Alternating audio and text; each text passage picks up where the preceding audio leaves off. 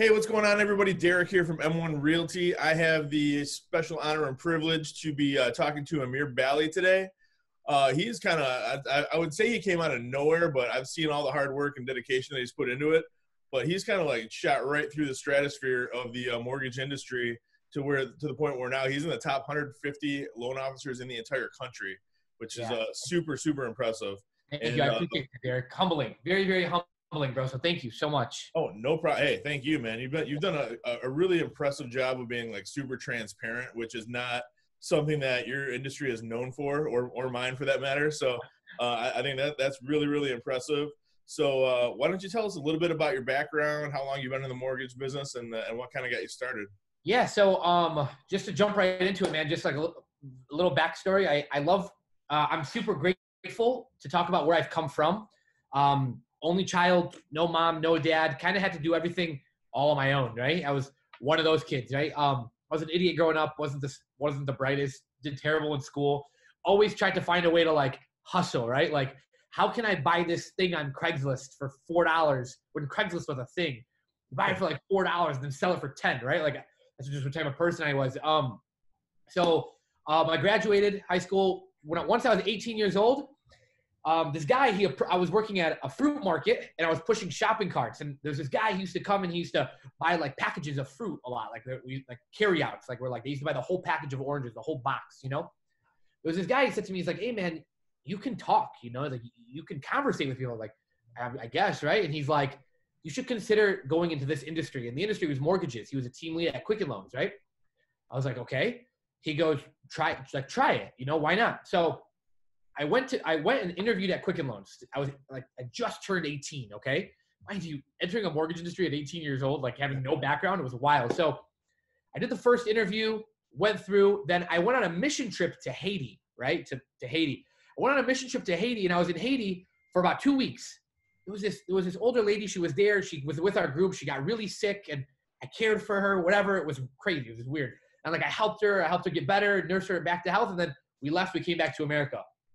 My second interview with Quicken, the guy goes, you know, you're really young. You would be the youngest person in the company to have this job here. You know, it's going to be very difficult, whatever, to get you the job. He was just being very upfront with me. Then he goes, what did you do before this interview? Because I know you had to wait. I was like, oh, I was in Haiti, you know, and yeah. He's like, oh, my mom was there. And I was like, oh. And he's like, she was really sick when she was there. She got really sick. And I'm like, was your mom X, Y, and Z? And he's like, yeah. I'm like, you know, I was the one. He's like, she told me about you. And at that very moment, I got the job. All right. He got me. It was nuts. He got me the job. I got the job at Quicken Loans and worked there, got licensed, worked there for about 6-7 months, and then left. Everything else happened in between. I worked at a credit union. I did mortgages there.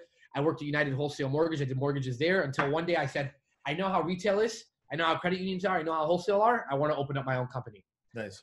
I started my own company September 4th of 2018. The motto was the team that works for you. That's just it. The Bally Team is a team. We work for you. My focus is stopping unfair lending, doing whatever I can to stop unfair lending. It's a hard job because a lot of lenders do a lot of unfair lending. So when they have somebody advocating for stopping that, they all pile together and hate that one guy. I've seen a lot of success from it, and I'm super humbled and blessed by that. And yeah, man, that's just the goal. We've been open for not even 2 years yet. I've been very honored to be ranked number 3 mortgage loan officer in the state of Michigan and number 122 in the country. So I've been super honored to have that ranking. And that's against all the loan officers in the country. So I hold that, and I'm 100% referrals. I don't buy any leads. I don't pay for any marketing. I don't do any like cold calls, none of that. We're 100% referral business. So that's the goal, man. That's just it. Now we're a team of 8 people, and we're growing slowly because we don't want to grow too fast for our own comfort level. We grow slowly. So. Right. No, I definitely think that's the way to do it. You know, I've kind of have the same model as well with my business. So yeah, exactly. Organically, you don't want to like force it and all of a sudden you're overextended and over leveraged. I think you're doing it absolutely the right way. And one last thing I want to sorry to pick up. One last thing I want to add too.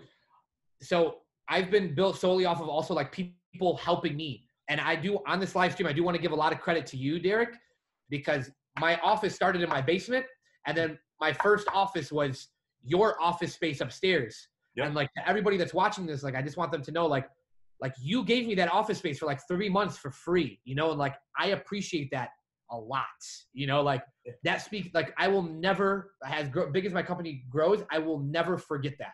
And like, thank you so much, bro. So, Absolutely. anyway. Yeah, I got an eye for talent, man. What can I say? I appreciate it.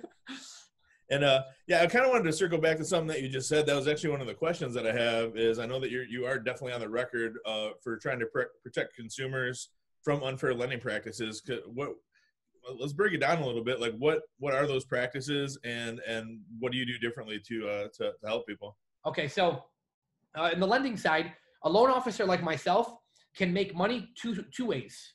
They can make money off of the back end, which is the interest rate I sell you on getting. I make a percentage basis points off of that interest rate. That's the amount of money the lender pays me. So the lender will say, hey, Amer, if you give Derek a 4% interest rate, you will get 200 basis points, which equivalates to 2% of the loan amount. That's my commission, right? Okay, that's normal. Then you can also make money on the front end, where I can charge you processing, origination, administration, doc prep, all types of garbage fees, right? So I can make money both ways, one way or the other, whatever. What lenders are doing is lenders are maximizing the amount of money that they're making from basis points off of the interest rate, on top of making money off of charging fees up front, okay? This is how I view it. If I do a refinance for you, Derek, and your refinance doesn't require an appraisal, you have all your documents for me, that refinance will probably take, over a course of 15 days, it'll take me 6 hours, right? Say, for example, with getting your conditions, looking at them, uploading them, waiting for the lender, it'll take me about 6 hours. Does it make sense for me to make 10 grand on that deal? No. I don't care how great of a person you are. Makes no sense to make 10 grand on that deal. That's what these people are doing. Now, mind you, I'm not saying, okay, everybody in the world should cut your money and go broke. No, I'm saying be fair. Right. If somebody is purchasing a home for the first time, and they are giving you every single dollar they have in their checking account, just so you can make 10 grand on that deal. Mind you, it's different than real estate. This is like lending, you know, where I actually collect the money from the consumer, from the buyer. Right. It's like they're giving you every dollar, and you feel so great about yourself, so big and bad, because you literally made them house poor because you wanted to maximize your profits. That's just dirty. I'm all for people making money. You got to make your income, right? So what I do is, my company, we cut all the fees. There's no fees associated with getting a loan. I'm not charging you any money up front, right? And then I will also guarantee that I will have the lowest rates as well. And then people will say, well, oh, Amer, you know, like other loan officers, they'll usually nag and say, oh, well, Amer's cutting all his margins. He's not making any money. I promise you, we're doing great, okay? Right. So we're doing just fine. And it's like, that's the thing. Lending has becoming, instead of making 200, 300% on a deal, I'm bringing you to only 100%. 100% still a lot of money. Putting more money back in the pockets of the consumer, generating more referral business, allowing myself to grow. That's it. Nice. That's awesome, man. And so they kind of touched on another thing that I was going to ask is how, you know, what sets you apart from other lenders in the business, but I think you just pretty much explained that. Thank you. So given all the craziness that's going on right now with this COVID-19, how has that impacted your business? So thank you for that question.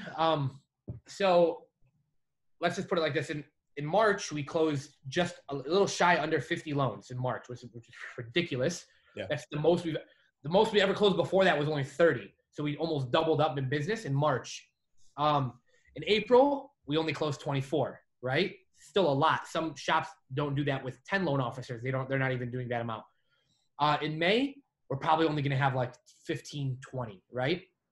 So it's cut the business just about in half, right? Mm-hmm. But this is the thing. It's been my decision to cut the business in half. It hasn't been the decision of COVID that has wanted to cut the business in half. It's my decision to cut the business in half. And this is why. Large lenders that are doing a lot of unfair lending are having breakout months. They're having the best months in history. I'm advocating against that. And this is the why. Interest rates are artificially being raised by the lenders. Lenders are nervous accepting business to come in due to a lot of clients losing their jobs, right? Forbearances, delinquencies, foreclosures, bankruptcies. People cannot make their mortgage payments. So lenders are artificially raising their rates because they can't just turn down business because they follow ECOA. like the Equal Credit Opportunity Act. Everybody has to get a loan. Mm-hmm. So they're artificially raising their interest rates to stop the influx of business coming in.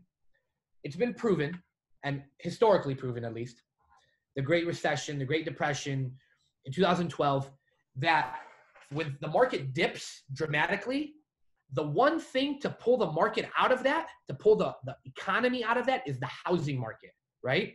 Mm-hmm. So what's a way for the housing market to stimulate itself? Lenders dropping their rates once the market is on a upward trend. My belief is, yeah, interest rates may be 3.5% right now, which they're not. We're doing refis right now at like 3.1, 3.2. They're getting a little better. Yeah. Interest rates may be 3.5%. I'm telling clients, stay put. Just wait, because I believe interest rates are going to go to 2.8, 2.9, right?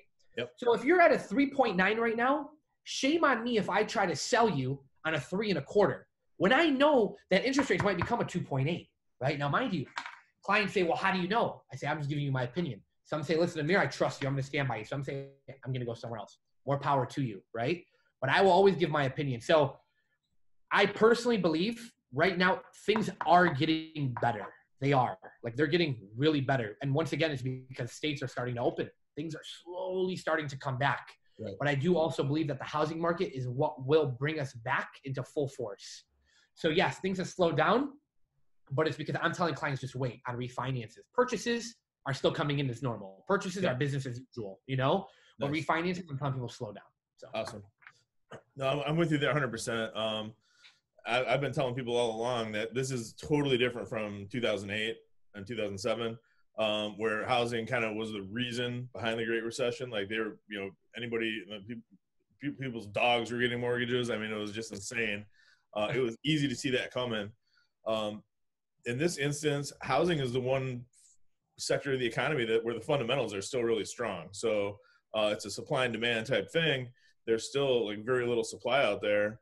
There's people that need to buy houses. Like NAR National Association of Realtors just put out their stats for the month of March. And, the big headline was sales are down 20%. You would think they'd be down a lot more than that. I'm amazed that 80% of the sales were still there. So that just tells me that there's still, people still need to move. The interest rates are still, on the purchase side, are still incredibly low, and it just, people if people need to sell houses and people need to buy houses, we just had to change up the way that we do it with virtual showings. Correct. But that market is still there. I'm not, my personal business has not slowed down that much at all. So right. It's definitely there for people that need to move. We can make that happen. Yeah, and because once again, people will always buy homes, as you know better than I do on that. People will always need a home, right. So it's just a matter of, okay, we just have to change the way we were comfortable with helping people get homes originally. That's all we have to change. Yep. Yeah. And too, I work with a lot of investors, and all of them have been calling me, thinking they're going to pick up like homes for 50 cents on the dollar, which is not. I don't see that coming. Everything collapsed so fast in 2008 that people that needed to sell their home couldn't catch up, and that's why you ended up with all their equity was just completely wiped out. That's not going to be the case here. So if somebody gets a forbearance or they lose their job, they're still going to have equity in their home. So we might see more houses hitting the market. We might see more short sales. I don't think we're going to get to the point where they even get to the point where they're foreclosed on, because if you lost your job a month ago and you got a forbearance, we're talking like a year before that house would hit the market with the redemption period, the eviction period, the whole 9 yards. With my background's in foreclosures, so that's what I did through the recession. I mean, in 2009, when every agent in town was getting out of the business, I mean, I sold 103 houses. So, and I think 100 of them were foreclosure listings. So you know how that works. You get it. Yeah. So yeah, I don't think it's ever going to get to that point where you're going to get these cheap houses. It's just there's not unless the bottom truly falls out of the economy. I don't think it's going to happen this time around. Right. Yeah. And another thing too is like foreclosures take 3 to 6 missed payments. This stuff Right. has been happening since what, March? You know what I'm Yeah, saying? exactly. And people made their March payment. April was like the forbearance month. So we're Yeah. only on month number 1. We have 2 to 5 more months remaining. Yep. And then that whole 1 year period that you just mentioned as well, with the redemption period and putting it on the market and things like that, Yep. it's not a reality right now. It Right. could be. We could both be wrong. Like this stuff could last another year, but Yeah. not looking like it just yet, at least. You know. Oh, I'm with you there. So I guess we touched on it a little bit, but as far as your prediction for where the market's going to go, where do you think we're headed from here? Okay, so I've been talking with some realtors. I've been talking with some realtors about like, because some realtors will ask me, "Hey, Amir, what do you think?" Same question you're gonna ask. So this answer of mine, of course, it's recorded. I just want to say it's my personal opinion on this. I firmly believe that once the economy opens back up and people start going to work, I think, like, man, I think this economy is going to go through the roof. Like, I think it's going to stimulate so far. And the reason, like, it's just going to explode. And my why behind that is there are so many people that are trying to purchase homes right now that weren't able to purchase that home in February, end of February, March, all of April, even beginning of February. These people were not able to purchase homes, right? So then when the economy opens and then you have your purchase season in the summer, you're going to have the people that weren't able to purchase homes in those first 3 months plus purchase season. You're going to have double the clients coming out of the water gates. Like, it's just going to flow. Yep. And then on top of that, there's businesses right now where, okay, people are saving their money. People weren't able to invest in XYZ stock, or people weren't able to buy X, Y, and Z item because the company was closed. Now these small businesses are going to start making a lot more money. These larger businesses are going to start making more money. The economy is going to start working better. You're going to see the Dow Jones and the S&P 500 go through the roof. People are going to be spending. There's more money. The more spending, the more the economy is just moving. And I firmly believe that the past 3 months, that the people that weren't able to purchase homes, and then mixing that with purchase season, it's going to be wild. It's going to be nuts. Yeah. Yep. I kind of agree with that. Plus, you're going to have all the people that were going to put their houses on the market that didn't, and people that took their houses off the market, they're going to be putting them back on. Plus, the people that have to sell their houses because they lost their job, maybe. So I think the supply issue is going to be eliminated, and I think we're going to have a nice balanced market where the people those buyers that you're talking about are going to actually have houses to buy, which it hasn't been the case traditionally in the past few years. Right. So I want to kind of switch gears a little bit. I know that you had been volunteering at a hospital and kind of had a GoFundMe going. Why don't you explain or tell us a little bit about that? Yeah, so I was working with a family called the Lucia family, so Brian Lucia. And this family, they own a wholesale company in Detroit called Value Wholesale, huge wholesale company. Myself and a young lady named Antonia Kassab, what we did is we were working with the family directly and their GoFundMe page to creating face shields for the nurses and the doctors at the hospital. Their initial goal on the GoFundMe was like $100,000, and that was like wild. Like, they weren't even expecting getting $100,000. They ended up raising like $233,000 on the GoFundMe. Nice. And then on top of raising all that money, what we also did is we had real estate owners that owned like plazas that had like leased suites that weren't like, they were still for lease. They allowed us to go in there and work to create the masks. Then we had a gentleman that owns a hotel. That was shut down. He allowed us to go into the hotel and use the ball area to have all our volunteers help and start creating the masks. So myself and a young lady by the name of Antonia, we were grateful, mind you. Like, I always say to them, like, I'm just a worker, right? Like, Lucia family, they're the one that they had the vision and they raised the money, and then they asked myself and another lady to take all the administrative work. And we had about like 30 volunteers, and we created over 20,000 masks, right? And then what happened is we probably had like $170,000 left because we created 20,000 masks, and we still had so much money left to continue buying the products and continue making the masks. And then we had this company come out and say, we have these plastic masks that cover the whole face, where our masks were costing about $2.25, $2.50 to $2.25 to make each one. Mm-hmm. But this other company that reached out and said, we can sell you the mask for 50 cents. and they're like plastic ones. They're a little bit nice. They're a little bit more flimsier, but they're nicer. Yeah. And they were selling them for 50 cents. So what we did is we shut down our operation. We spent all of our money to buy their masks for 50 cents. So we damn near double up. We got almost 400,000 masks. Nice. And then we gave them to all the major hospitals and all the urgent cares, you know? So they're still in the process because once again, that company we bought those masks from didn't expect us Right. to buy such a large demand. So they're still making those masks. So every dollar was given right back to where we said we were going to put it. And oh, it was amazing. It was amazing. And that's where it was during that time where people were calling me saying, hey, I want to do my mortgage. I'm saying, sorry, I'm doing this right now. Unfortunately, I have to give back to the community. Not unfortunately, fortunately, I have to give back to the community that gave back to me to help my company. So it was the Lucia family, Antonia, and myself, and it was just a team effort. And all the volunteers that we had, and there was like 30 of them, and it was amazing. It was amazing seeing the work. And then you see pictures from like Beaumont. They post them on Instagram and like random pictures, and you see the doctor wearing the mask that we made, and it's like so humbling. It's like, shit, I made that. Like I did that. My hands were on that mask, you know. So yeah, that was that part. Very cool. That's awesome. That's awesome. Yeah. So listen, I really appreciate you taking the time to do this. I don't want to take up too much more of your time.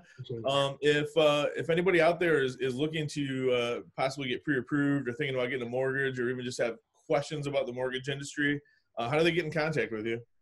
They can reach me directly. So I text all day. I think I send like 600 text messages a day off my computer.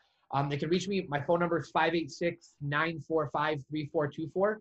They can go to my website, theballyteam.com. And yeah, and that's just about it, you know. And if any buyers reach out to me, of course, those buyers are going straight to you, Derek. So this would be your team. So to any buyers that are watching this, the team is myself and Derek. And we've already worked together in the past. To any buyers that are listening, we've already worked together in the past. So it's simple. I always recommend you want to work with a lender and a realtor that work with each other, because instead of me reaching out to you, Mr. and Mrs. Buyer, to reach out to Derek, it's like I can just pick up the phone and say, hey, D, I got a quick question for you really quick, you know? So simple as that, okay? So awesome, man. Thank you, Derek. Once again, man, I'm humbled. So thank you so much for the compliments. Thank you for wanting to interview me. It means the world, man. So thank you so much. Well, absolutely, man. You've earned it, and just keep doing what you're doing, man. It's really impressive to see. So I appreciate it. Yeah, Amer Bally, thanks a lot, man. Have a great one. We'll catch you guys soon. Thank you. Thanks.